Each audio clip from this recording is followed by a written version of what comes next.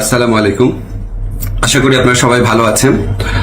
আপনারা সবাই জানেন যে সাংবাদিক সম্পাদক মাহমুদুর রহমান সাহেব উনি একটি মামলায় জামিন চাইতে গিয়েছিলেন, তারপরে উনি কারাগারে আছেন।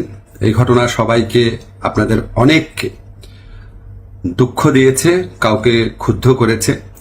আপনাদের কাছে মনে হয়েছে যে এরকম একটা ছাত্র জনতার বিপ্লবের পর আসা সরকার, এই সরকারের সময় কেন ফ্যাসিবাদ বিরোধী লড়াইয়ের অন্যতম অগ্রনায়ক মাহমুদুর রহমান ভাই কেন এখানে কারাগারে আছেন।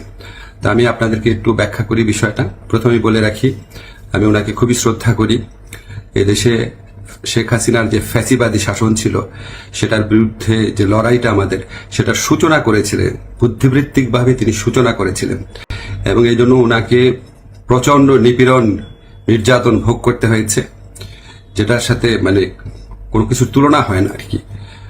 তো উনাকে একটা অবিশ্বাস্য, একটা চরম ভুয়া মামলায় ওনাকে ফ্যাসিস্ট শেখ হাসিনা সরকার ওনাকে শাস্তি দিয়েছিল। ট্রায়াল ইন অ্যাবসেন্সিয়া হয়েছিল, ওনার অবর্তমানে শাস্তি দিয়েছিল।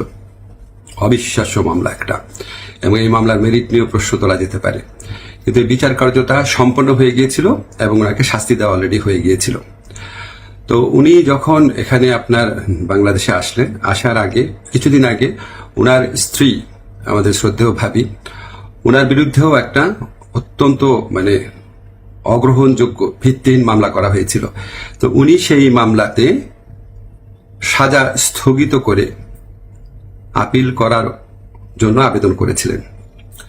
এই আবেদন কিন্তু আইন মন্ত্রণালয় অথবা আমার কাছে আসে না, এটা যায় স্বরাষ্ট্র মন্ত্রণালয়ের কাছে। স্বরাষ্ট্র মন্ত্রণালয় যখন আমাদের